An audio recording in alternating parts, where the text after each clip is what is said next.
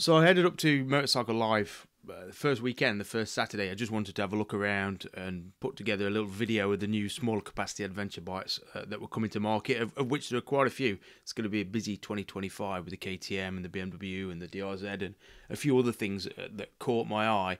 So this is just a bit of a roundup video, a bit scrappy, but hopefully for anybody who couldn't attend, it gives you a bit of an idea of what's going on. I would say, though, that all this glamour of the show is set to the backdrop of another series of dealerships closing down here. In the last few days we've had a Yamaha dealer close, a Triumph dealership close, and a Harley Davidson dealership close. So on one hand we've got these glamorous motorcycle shows revealing all these new bikes, but at the grassroots level we've got dealerships who can't afford or make any money on selling them, and I think that's got to be addressed somewhere, because there's no point building bikes if you ain't got nobody to sell them. And I think things have got to change, haven't they? There's got to be more profit in selling bikes. Whether they're not building the bikes that people want, whether there's not enough money in it for the dealers, or whatever. But something's going awry. That means it's all well and good having a shiny motorcycle show, but what's crucial is that you've got somebody at the ground level to sell the bikes. Otherwise, it's all vanity. So it's going to be an interesting 2025. Hopefully the dealerships survive. But, you know, the death of motorcycling won't be from a lack of interest in motorcycling. It'll be from a lack of viability from a business point of view. So, yeah, it's going to be interesting. Anyway, on with the show. Okay, just arrived at NEC Motorcycle Live. First bike that's just caught my eye, KTM 390 Adventure R. Price to be confirmed. What spec we got? So we got 44 brake horsepower, so one up on the old one. It's got the new 397 or 389cc engine, which is out the Duke. A main change, obviously, 21-inch front, 18-inch rear, longer travel suspension. I've loved that 390 that I've had on my fleet. I think it's a great road bike and gravel track bike, but I think this one promises to be really good as an adventure bike, and I think it's going to be a lot lighter, more agile than maybe a Himalayan 450. And also than a CF Moto 450 MT as well. I do find the 390 KTM is quicker, it's got a bigger punch than the CF Moto, so I think it could be the one to beat. Price wise though, I think it's got a lot of competition, and it's going to have to be competitive. Because would I pay $799 for that? No. Would I pay $699? Yes. Would I pay $7.5? Maybe. It's a very nice looking bike. It looks like it's been very much designed for off-roading. Pretty, very pretty. Okay, Fantic Cabalero 500, redesigned for 2025, 21-inch front wheel, which should make it more interesting. And then the biggest change is the slimline side panel there, which should mean that you can get your leg in a better position for it. Interesting, we've got canted forward rubber pegs on that. Otherwise, I think we've got a new updated TFT as well. Price, I don't know. I think that's always put me off the Fantic. It just always feels like a lot of money for a bit of maybe a gimmicky bike, maybe. I rode one recently in Italy and I did like it. The customer who owned it really liked it. Sorry mate, right? How it compared to the Triumph 400, I've got to be honest, the Triumph 400 feels a more premium, more resolved, stronger engine bike. They still felt like it got some rough edges to it. The fueling was a bit rough, I thought, on and off power. And it just is more of a clattery engine, which came on power well, but just wasn't as refined as, say, the Triumph engine. So hopefully this new update for 2025 improves on it. It was a better bike off-road than the Triumph, so I think anybody who's wanting a scrambler to take off-road probably would be better with the Fantic, and now it's got the side panels improved. That's going to make a big difference how it stands to your standing position, because the issue before was your leg had to bow around that side panel, and to be honest it still looks like it needs to now. So it looks like a resolution but not a full resolution. So yeah, Fantic, you know, it's always an interesting bike and a lot of people ask me about them. Would I buy one? No, but is it good to see them here? Yes, is my conclusion. Okay, DRZ400 back in the UK after what, 10 years or so now, with Euro 5 plus and other changes to it, ABS, traction control. I've got to be honest, it looks a very compact, tight, dirt focused bike. far more aggressive looking and better built, arguably, than the, say, the CRF300 Rally by Honda, which is a concern because that bike's 6,700. So how much this one's going to be with more power and more tech, I don't know. I've got to say, it didn't look tall with that chap sat on it, did it? Looked like it could be a manageable little bike. Weight-wise, I think, what are they, 140? There'll be some who'll say it's a shame it's a, or they wouldn't buy one because it's a 5-speed rather than 6, but to be honest, if it's well spread and if you're using it for its intended purposes, I personally don't mind an issue or have an issue with a 5-speed box. 37 newton meters, so quite a bit of torque. 28 kilowatts, what's that, about 40 horsepower, 5-speed. A 920mm seat height, but it doesn't look tall, does it? Nice looking bike, I've got to say. Nice.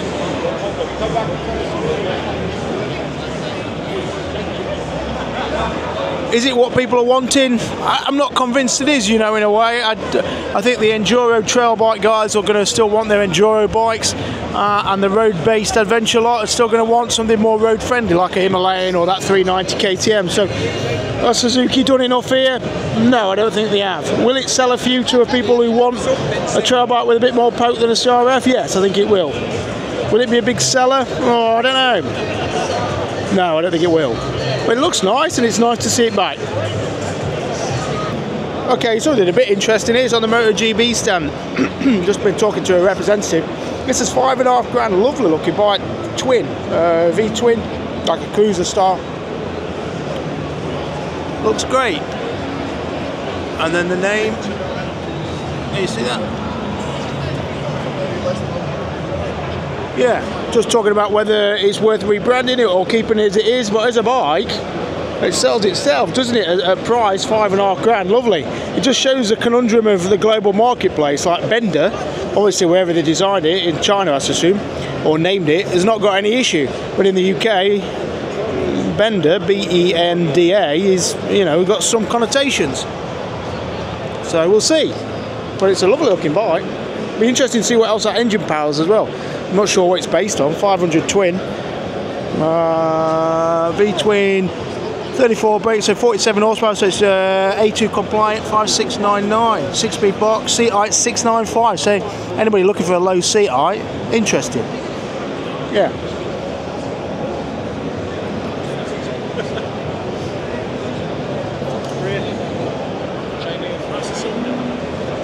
You know, in a way, this is the most interesting bike of the show, of Vogue 900 DSX.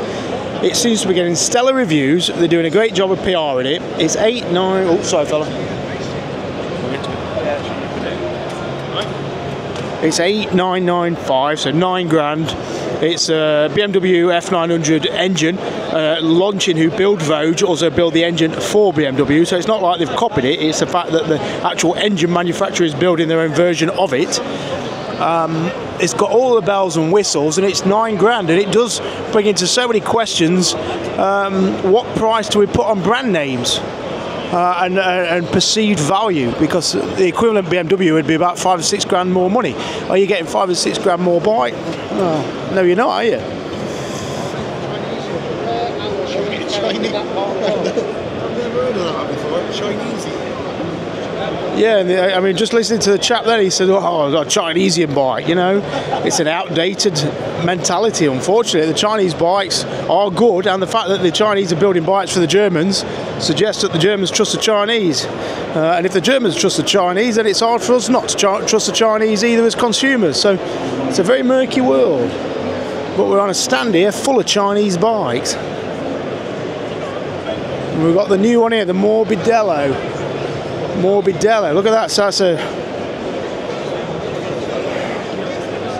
I mean, there's stacks of these bikes coming out of China, these sort of, oh, that's a V-twin. What engine's that out of then? It's a 1,000cc V-twin adventure bike.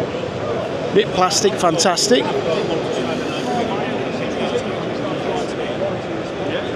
But getting some interest, tubeless rims. There are clearly factories in China pumping out these type of bikes.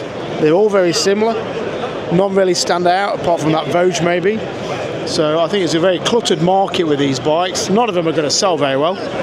So is it good or a bad thing? I'm not entirely sure yet. We'll see.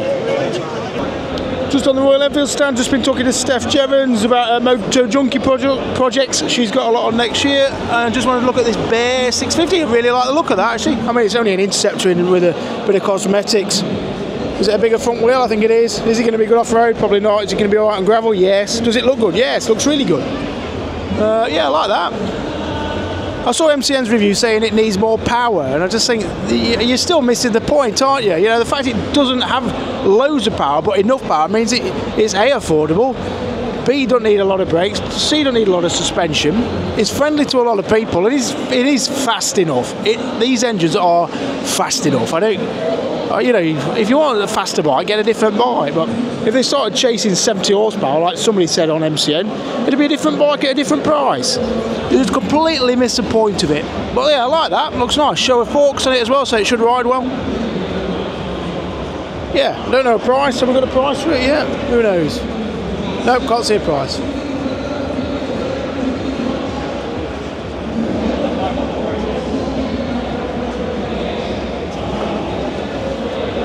650 Classic, yeah, another 650. Not too excited about this one. I love the 350. I love the engine in that 350 Classic. I think that Classic's probably the best Royal Enfield they've built in recent years. Just a perfect bike to flow down a back road. Does it need a 650? No. So, not too interested in the Classic, sorry. Sorry, Royal Enfield.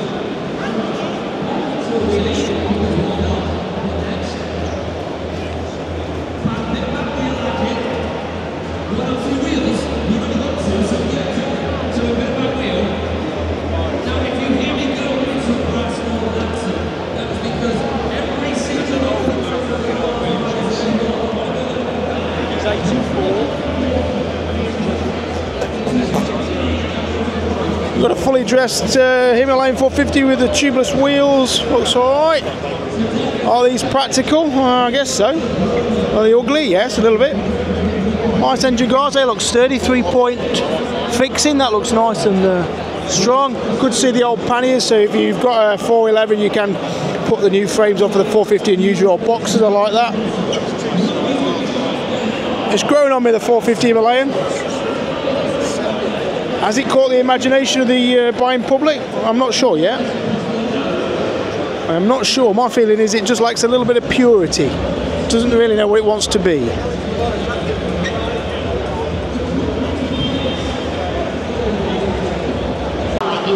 Okay, so from the future to the past, we've got Kawasaki's K500. You know, all of a sudden we've got a saturation of small capacity adventure bikes, and this is Kawasaki's offering, of which we can't see too much of it, other than we know it's a twin cylinder, single disc, upside down forks. It's going to be cheaper than the new BMW, I would imagine.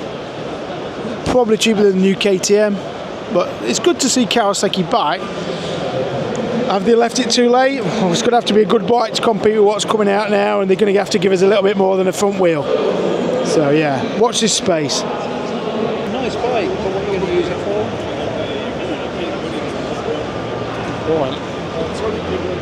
Right. See, new CCM.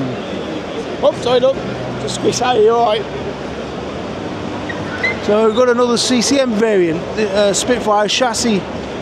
21-inch front and an 18 rear and an adventure style package. WP forks, that same Husqvarna derived 450 engine that they've been using for a long time now in the Spitfire. Sorry, 650, even not 450. Yeah, interesting, isn't it? But what's it for? Who knows? Looks nice though. But it's a shame they've not done another GP. That GP 450 were an amazing bike. It'd be lovely to have seen a GP with this engine in it, see what that could do. So it's a shame. Okay, so just on the Sidecar guys stand, who are running the experience centres up in Cumbria that way. I had a great year by the looks of it. Busy. Lots of people out in the Sidecar experiences. They've got the Sidecar Cafe, and they're also, you can win. So you were saying. Sorry, fella. You can put money down. I can't remember what it is. It's to win. You buy a ticket to win 27 grand euro, and the proceeds of that go towards them setting up their cafe up in Cumbria. So yeah, if you want to go on a Sidecar Experience with the guys, these guys went around the world on a scooter and sidecar and then have built a business from that. You know, a real example of building something from your passion. And look at it, doing great, great to see. So yeah, Sidecar guys, making coffee. Okay, really interesting one. We've got the BMW 450, the new GS twin cylinder. It looks really compact, nice, looks really well designed. Some have grumbled it's a 17 rear and a 19 front rather than a 21 and an 18, but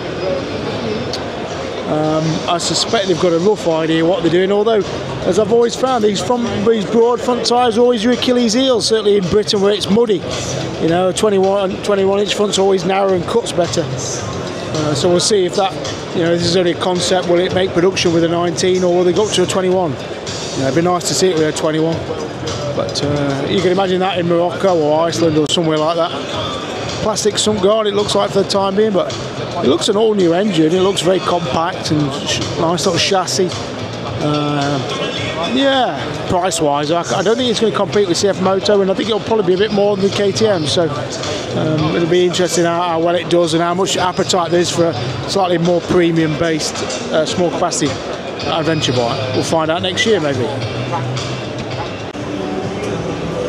Okay, probably the most interesting bike on the Honda stage is this new GB 350. Interesting because it's £4 on the road, which is on par with the Royal Enfield Classic 350. They clearly mean business with this bike, and they obviously have been spooked by the success of Royal Enfield because this seems an unusually cheap Honda. I've got to be honest, it doesn't look particularly well put together. Some of the finishes are a bit cheap and chintzy. I don't think it's as well put together as a Royal Enfield looking at it, but the name will sell it to quite a few people. Yeah, £4. 20 brake.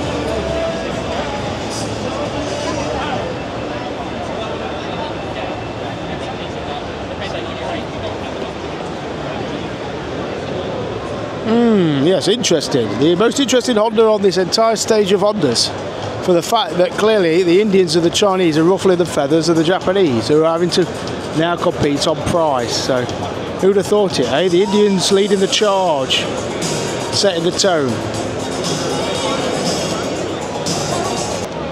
Okay, we're back with the Chinese, the COVE 800X. So I've got to say, £8,500. It's another CF Moto 450 MT, isn't it? Heck of a lot of bike for not a great deal of money, relatively to other bikes on the market. Apparently, it's incredibly light, 195, 193 fully fueled or thereabouts. People who've ridden it say it's really good to ride. I think it reviewed very well in MCN. Now, you could see that they were trying to hold back on the fact that it was better than the established competition, but they dared to say it. Snatchy throttle, which is same as on the CF Moto, so rideable around and surely able to be fixable from some remapping. Oh, I think that's, I mean, it's tubeless spoke wheels.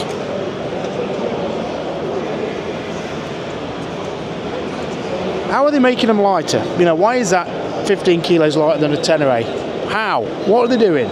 What metal have they developed or invented in China that's somehow lighter? We've got the 510, which is basically another launching engine, parallel twin 500 in the mould, or same engine as the Ryu and the MacBoard Montana. So not too excited by that, because we've been here, we've done that many times over. Benelli TRKs, Lex Moto, Voyagers or whatever it was. Yeah, not too excited. This though, the 450i, is still very exciting. And new graphics for this year, looks nice, very noisy. People say, why don't I get one for my fleet? Well, for the fact it's a rally bike rather than an adventure bike. You know, I personally won't ride down to Italy to do the Italian Alps on it. But if I was competing in some Bajas or something like that, then I would do. 3 petrol tanks, I think, or fuel tanks.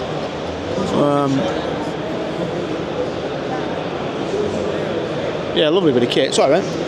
Lovely bit of kit, and at £8,500 it's a lot of bike for the money, isn't it? A lot of bike for the money. I've not ridden one and I'm keen to, so soon. Yeah, just another 800. It's a very nice, well-spec bike, and I've got to be honest about reliability wise, the Chinese stuff I'm running is got no issues, more issues than any other machine coming out of any other country. Servicing towards 5,000 miles, 24 mile warranty, 20 litre tank, curb weight 185, this same for curb weight. I'm sure MCN said it was like 193. The issue's always going to be parts supply, dealer backup, that sort of thing. But it's early days for them. I tell you, it's a great looking bike, that. Great colour scheme. The fact that it comes with crash bars as standard. You haven't got to do anything to that before you take it on a big adventure or do something special with it. Yeah, I like that. I like that a lot. Okay, let's have a look at the new GSA. You know what? It don't look that bad in the flesh. It's an acquired taste, isn't it? You know, and if you're into it, if you're into the big bikes, which plenty of people are, it's going to have a model on display 22 grand, more than I earned last year. So I guess that's where you are on the financial ladder, really, as to whether that appeals to you or not. You know? And if it does, it does. Is it pushing in towards a bit of a cul-de-sac? Yeah, I think it does. I mean, it's only so big. Go on, mate, you alright? Yeah, it's only so big and so heavy you can get, can't you, before it gets too big and too heavy and the customers get too old. Is it the ultimate adventure bike? No, of course it's not. Anybody who's been on an adventure knows, i.e. off-road or gravel track or out your comfort zone, anybody knows that these bikes are not the right bikes. I've been there, I've tried it on a liquid called 1200 GS around Iceland. It's too big a bike. You know, if you're thinking about getting one of these for Iceland or somewhere like that in Morocco, you're barking up the wrong tree. You're better off with something smaller, lighter, cheaper, is my opinion. For road touring though, and if you want to take a pillion, absolutely make great sense. So yeah, it's an interesting bike, isn't it? You know, it's deadwood for me, but if it's for you, it's for you. And we're all different. Okay, CF Moto stand. This is very interesting. It's basically a KTM 790, 890 style of bike, same engine. Same weight carrier, fuel carrying system down low. Not overly excited by that because we've already had this 5 years ago in the KTM 790. It's got to have to be cheap to be exciting. The bike that still I think is the most exciting is the CF Moto 450 MT, because you look at it, I know how it rides, I've ridden it plenty of times now. It looks great in the flesh still, it looks great in the showroom, and then you look at the price, 5699, you think, how are they doing it for that? There's no wonder it's selling so well in a sea of overpriced or expensive motorcycles. When one comes through, which is very practical, very capable, very exciting and very cheap, you know, it's a no-brainer. There you go. There's the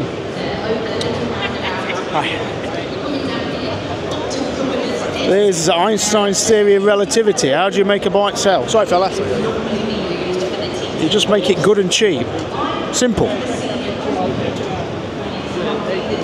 Versus Ducati, which will try and sell you a 30 grand multistrada. You know, not for me. But popular, judging by the people sat on them on the back, obviously popular with the boys who like boys on the back. Out this roundabout, but in a moment I'm about to pull back onto the start-finish straight to Brain Hill. Yeah. So this is the very last roundabout here. Okay, Canam Range electric adventure bike with a claimed 90 mile range, which probably means it's more like 60, 55. Is it any good? No, obviously not. With that kind of range, there's not much riding you can do. What I would say is, you know, I had a Suzuki Ultra B, which is like a legal trail bike, road legal trail bike, and it was amazing. I loved electric power on the trails and on the back roads. It just made everything easy, made life easy. The only issue was the range, and I do think as soon as they could sort range out on a bike like this, I think it would sell, and price obviously. You know, if this could have a 150 mile range, do a day's full riding without any sort of hiccups about range, it would sell, and if it was sub 10. But as it is, with 90 mile range, or a claimed 90 mile range, which won't be that, it's just never going to take off, which is a shame. It really is a shame, because the future is kind of here, but not quite here yet, and will it ever be here? We just don't know. But there's companies trying, and I hope a few people buy them, but realistically, are you going to buy one of them? No, of course you're not. Look at the rake on that front fork, it's huge. Looks very stable, I'd say. Versus something like this, you know, which would you rather have? That or electric? Well, I'll tell you, I'd rather have the electric one, because I know what kind of bloody pain in the arse that'll be to keep running and the noise it'll make. So I'm not against the electric revolution at all. It just needs to be made more viable. We'll see, we'll see. Okay, we've finally got a BSA scrambler out that showed us a sort of a demo, a mock-up for the last 2 years. Sorry, I felt like you, mate. This is the first time they've actually had a production model version ready, which is about time, because they've, I've got to be honest, they aren't on much of a roll, which is a shame, because I rode the bike when it first came out and I really liked it. As good as an Interceptor, in some ways yes, some ways no. But it's a tough crowd, or it's a tough market to get into. But that looks nice. Is it going to be any good off-road? Obviously not, but do people care? I don't think so. So that looks really cool actually. Needs to be well priced, $5,995. You'd sell plenty of them. Any more than that, too competitive.